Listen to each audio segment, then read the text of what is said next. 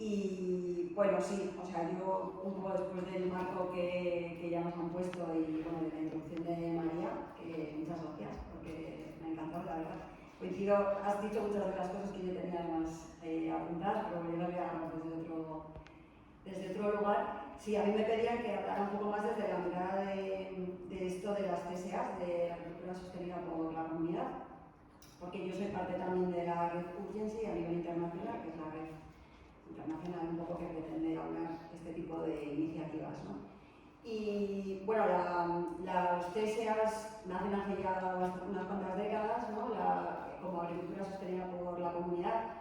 Y yo creo que lo más relevante que ha pasado en los últimos años, o por lo menos para mí dentro de las redes, ha sido nuestra propia redefinición, ¿no? O sea, porque a veces es curioso como sin pretenderlo, a veces se acaba reduciendo mucho los conceptos, ¿no? Y el caso de la agricultura sostenida por la comunidad, aunque para algunas siempre ha sido el criterio para que algo fuera SA era el generar vínculos entre producción y consumo y que se sosteniera desde una relación estable y se pusiera la alimentación en el centro, pues en muchos lugares habíamos visto cómo había caído un poco el no tiene que haber un contrato donde se pague previamente, donde no, o sea, parecía que se había reducido a la parte logística, ¿no? Más que a la parte realmente relacional, ¿no? Entonces, bueno, y esto hacía que mucha gente que estaba haciendo este tipo de cosas y que estaba generando relaciones comunitarias no se identificara con determinados términos, ¿no?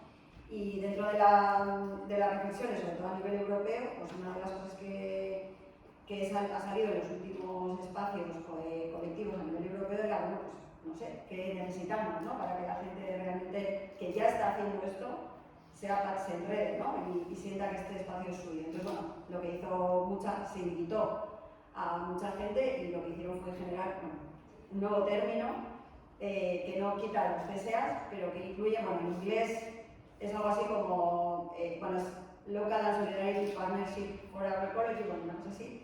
En castellano nosotros lo que hemos hecho ha sido una cosa mucho más sencilla, que es que en vez de hablar de agricultura sostenida por la comunidad, ahora hablamos de alimentación sostenida por la comunidad.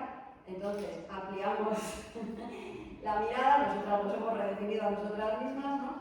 Y esto puede parecer una cosa muy pequeña, pero es una cosa muy grande en la práctica, ¿no? Porque lo que hacía la agricultura sostenida por la comunidad es también desde donde nace, es colocar, digamos, a lo que había que sostener a la parte productora, ¿no?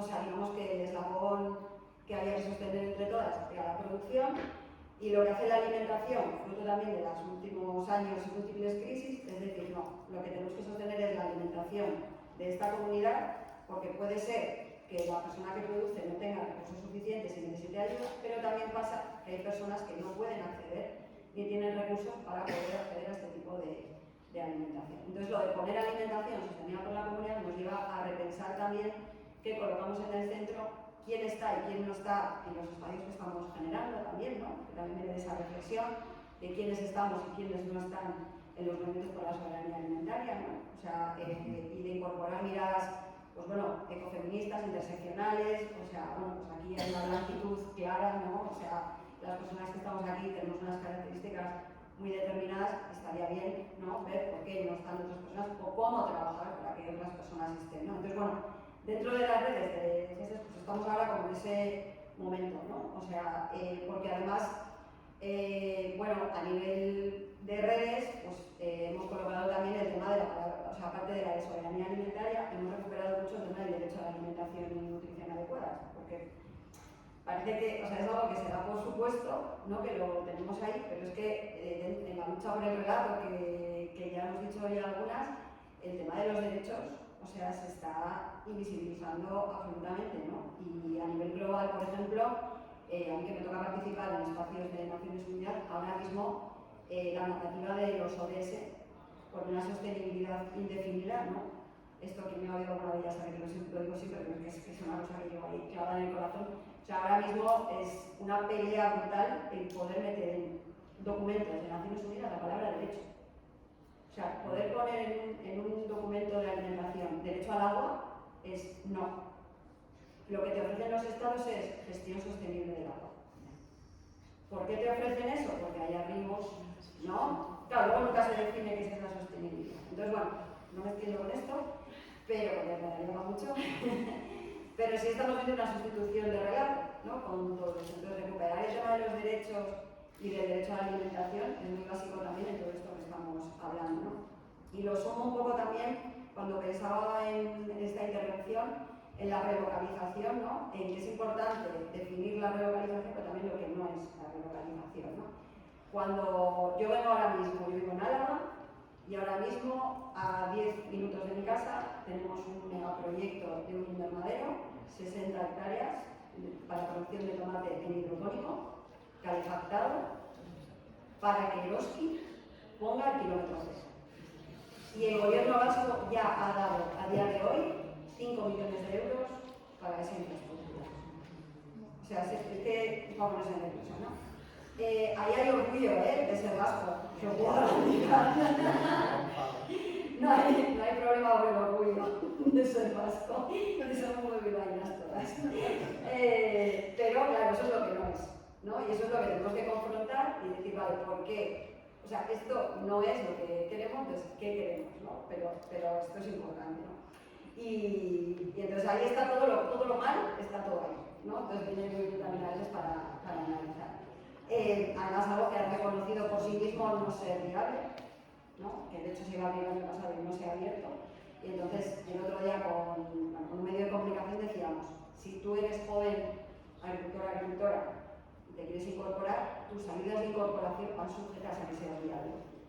Los 5 millones de esta gente van sujetas a que no lo son, ¿no? O sea, es brutal lo que estamos viviendo. Y luego, en el tema del relato de relocalización, bueno, entran también otros factores, porque da un poco susto, ¿no? También en los orgullos de lo local. Pero bueno, no vamos a entrar ahí. Entonces, bueno, para mí, una de esta lucha por el relato, pues sigo con los RQRs, ¿no? Y yo añado el redistribuir, ¿no?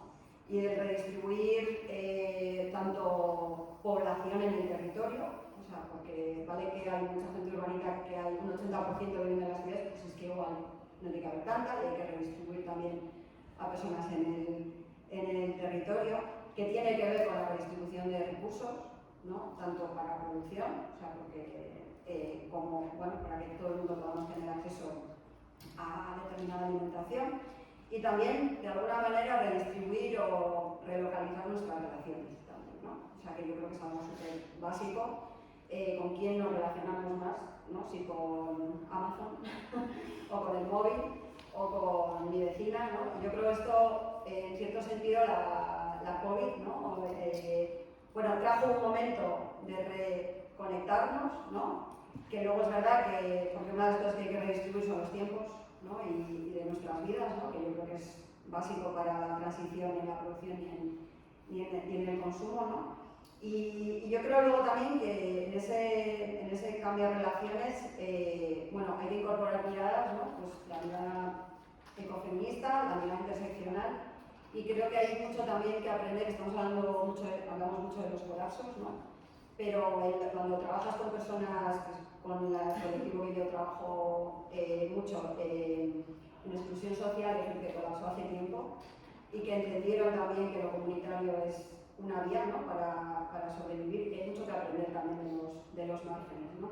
Y una de las cosas que se está dando de manera curiosa es cómo personas que están en proyectos agroecológicos se identifican con la marginalidad, ¿no? Dicen, porque por sueldo, por calidad de vida y por lo que me puedo permitir y no me puedo permitir, en realidad, ¿no? Y no estoy visibilizada tampoco, ¿no? Estoy absolutamente en los márgenes de todo esto. Y está siendo interesante, nosotros estamos trabajando desde ahí, el conectar, ¿no?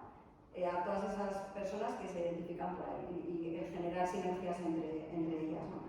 Y en este sentido, y con esto ya acabo, solo 3 claves, nosotras sí que venimos un poco introduciendo todas estas miradas, ¿no?